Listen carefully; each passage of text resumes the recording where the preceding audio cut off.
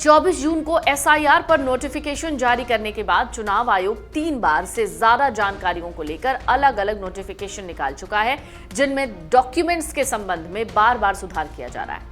चुनाव आयोग ने जन्म तिथि यानी डेट ऑफ बर्थ, जन्म स्थान, बर्थ प्लेस से संबंधित जिन 11 मान्य दस्तावेजों की सूची दी है, उनमें आधार कार्ड है, ration card, MNREGA job card, pan card और ड्राइविंग लाइसेंस वैलिड नहीं है। कुछ लोग इन दस्तावेजों को यानी इन्हीं डॉक्यूमेंट्स को प्राप्त करने में सक्षम हो सकते हैं, लेकिन तय कम समय सीमा की वजह से ये बाधा बन सकती है। यहाँ पे ये जान लेना जरूरी है कि बिहार एक ऐसा राज्य है जहाँ गरीबी और पलायन का स्तर उच्च है। यहाँ एक बड़ी आबादी है जिसके पास जन्म प्रमाण पत्र या अपने माता पिता के रिकॉर्ड जैसे इंपॉर्टेंट डॉक्यूमेंट्स तक पहुंच नहीं है। कई लोग ऐसे हैं, खासतौर से गरीब तबके के भी लोग हैं, जिनके पास आपको कोई कार्ड नहीं मिलेगा। शायद आधार कार्ड मिल जाए, लेकिन परिवार से संबंधित कोई भी ऐसा डॉक्यूमेंट उनके पास नहीं भी मिल सकता है। दरअसल चुनाव आयोग ने कुछ 3 कैटेगरीज बनाई हैं। कहा है कि जिनका जन्म 1 जुलाई 1987 से पहले हुआ है, उन्हें केवल खुद का दस्तावेज देना होगा। 1 जुलाई 1987 से 2 दिसंबर 2004 के बीच जन्म लेने वाले वोटर्स को अपना और किसी एक अभिभावक का दस्तावेज पेश करना होगा। 2 दिसंबर 2004 के बाद जन्म लेने वाले वोटर्स को अपना और अपने दोनों अभिभावकों का दस्तावेज पेश करना होगा। दरअसल चुनाव आयोग ने 3 जुलाई को जारी प्रेस रिलीज में कुछ बातें कही थी, वो आपको जान लेना चाहिए। चुनाव आयोग ने कहा था, साल 2003 की मतदाता सूची में जिनका नाम है, उन्हें केवल गणना प्रपत्र और मतदाता सूची साल 2003 की के उस पेज की फोटोकॉपी लगानी होगी जहां उनका नाम है। जिन मतदाताओं के माता पिता के नाम साल 2003 की मतदाता सूची में है, उन्हें माता पिता से संबंधित किसी दस्तावेज को देने की जरूरत नहीं है। उन्हें सिर्फ अपने दस्तावेज देने होंगे। चुनाव आयोग ने 25 जुलाई तक वोटर लिस्ट के वेरिफिकेशन का काम पूरा करने के लिए कहा है। इसके लिए पूरे बिहार में जोर शोर से तैयारी चल रही है। सबसे ज्यादा परेशान तो वो लोग हैं जिनका नाम 2003 की वोटर लिस्ट में था ही नहीं। बिहार में ऐसे लोगों की संख्या जानकर आप चौंक जाएंगे। ऐसे लोगों की संख्या है 2,93,00,000। चुनाव आयोग का कहना है, representation of the people act 1950 के मुताबिक मतदाता सूची तैयार करने की जिम्मेदारी इलेक्टोरल रजिस्ट्रेशन ऑफिसर्स की होती है। इसे हम EROs भी कहते हैं, और चुनाव आयोग केवल दिशा निर्देश दे सकता है। इस एक्ट के मुताबिक अंतिम फैसला ERO का होता है। ERO का फैसला होगा कि उसे किसी शख्स का नाम वोटर लिस्ट में शामिल करना है या जो शामिल करने का आवेदन स्वीकार करना है या नहीं। कुल मिलाकर बात यह है कि बिहार के जिस तरह के सामाजिक आर्थिक हालात हैं, उसमें लोगों के लिए इन डॉक्यूमेंट्स में किसी एक को भी जुटा पाना बहुत मुश्किल हो रहा है। चुनाव आयोग क्या कर रहा है? सवाल यही है। दरअसल अब सारा हंगामा 2003 के बाद मतदाता बने लोगों से सबूत मांगने को लेकर है। चुनाव आयोग के मुताबिक 1 जुलाई 1987 से पहले पैदा हुए नागरिकों जो 2003 की मतदाता सूची में नहीं थे, उन्हें अपनी जन्मतिथि और जन्म स्थान का सबूत देना होगा। ऐसे सभी मतदाता आज की तारीख में 38 साल या उससे बड़े होंगे।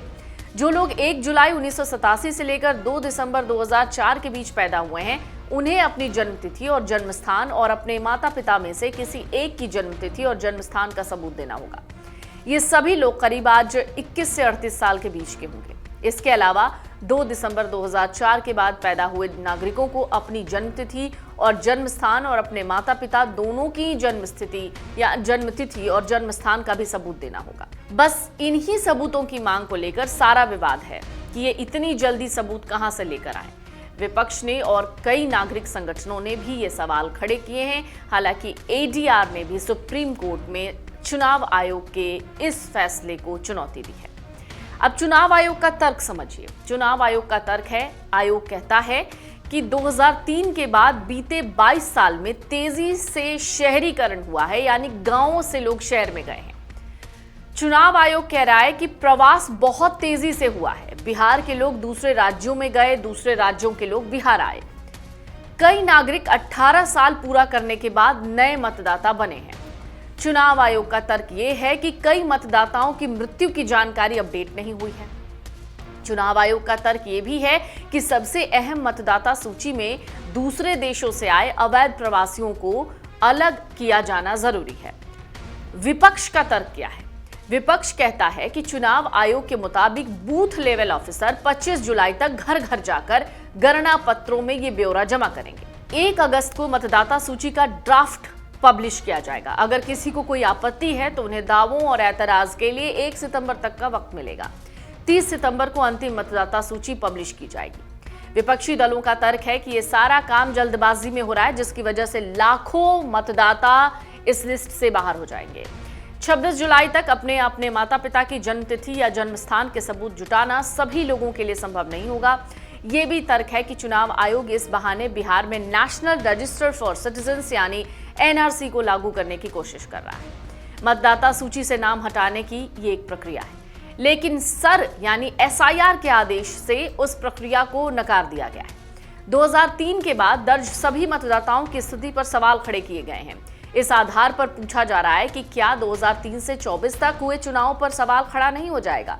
वहीं चुनाव आयोग इन सभी आशंकाओं को खारिज करते हुए स्वतंत्र और निष्पक्ष चुनाव के लिए इसे बिहार में जरूरी बता रहा है। बिहार चुनाव करीब है और ये मुद्दा आए दिन लगातार सुर्खियां बटोर रहा है। तो वोटर लिस्ट चेकिंग में क्या परेशानी है जिसको लेकर बार बार विपक्ष इसको लेकर सवाल खड़े कर रहा है। दरअसल एसआईआर के दस्तावेज में आधार कार्ड नहीं है। सिर्फ 22% लोग 5वीं तक पढ़े हुए हैं, 15% से कम लोग मैट्रिक पास हैं, सिर्फ 0.82% लोग पोस्ट ग्रेजुएट हैं, 26.5% लोग कच्चे घरों में रहते हैं, 14% लोग झोपड़ी में रहते हैं, 0.24% लोगों के पास घर नहीं, 21% वोटर राज्य से बाहर रहते हैं। कुछ सवाल हैं, उनके जवाब हम देने की कोशिश करते हैं, उन्हें ध्यान से सुनिएगा। बिहार में जो वोटर पुनरीक्षण हो रहा है उसमें कुछ सवाल ऐसे खड़े हो रहे हैं। 2003 के बाद अगर वोटर लिस्ट में नाम है तो माता पिता का प्रमाण देना पड़ेगा। तो इसका जवाब है 2003 के बाद नाम जुड़ा तो नागरिकता से जुड़ा प्रमाण देना होगा। एक सवाल है 1987 के बाद जन्म हुआ है तो क्या दस्तावेज देने होंगे। जवाब है जन्म प्रमाण पत्र, मूल निवास प्रमाण पत्र, पासपोर्ट, फैमिली रजिस्टर, शैक्षणिक प्रमाण पत्र, जाति प्रमाण पत्र। सवाल है क्या 2003 के बाद वाला फैसला पलायन वाले परिवारों के लिए है। जवाब है पलायन करने वालों के लिए फैसला नहीं है, फर्जी या डबल वोटर्स को हटाने के लिए यह फैसला है। सवाल है क्या चुनाव आयोग ऐसा अभियान चला सकता है। तो जवाब है संविधान के अनुच्छेद 326 के तहत अधिकार वोटर लिस्ट की शुद्धता तय करने का हक है। सवाल है कि क्या दस्तावेज नहीं देने पर वोटर लिस्ट से नाम हट जाएगा। सिर्फ दस्तावेज ना देने से नाम नहीं हटेगा, अगर बीएलओ पुष्टि ना करे तो नाम हटेगा। सवाल है कितने बीएलओ और कर्मचारियों की ड्यूटी लगी है। तो जवाब है 98,500 बीएलओ, 1 लाख प्लस वॉलंटियर्स। एक और सवाल है 1987 से पहले, 1987 के बाद 2003 का साल क्यों तय हुआ है। जन्म और नागरिकता की जांच आसान हो इसलिए तय किया गया है। 2003 के पहले की वोटर लिस्ट आधार बना हुआ है। सवाल है मौजूदा समय में बिहार में कुल कितने वोटर हैं। तो जवाब है बिहार में कुल 7,89,00,000 मतदाता हैं। अगर आप ये वीडियो YouTube पर देख रहे हैं तो हमारे चैनल को सब्सक्राइब कर बेल आइकन दबाएं और Facebook पर देख रहे हैं तो हमारे पेज को लाइक करें।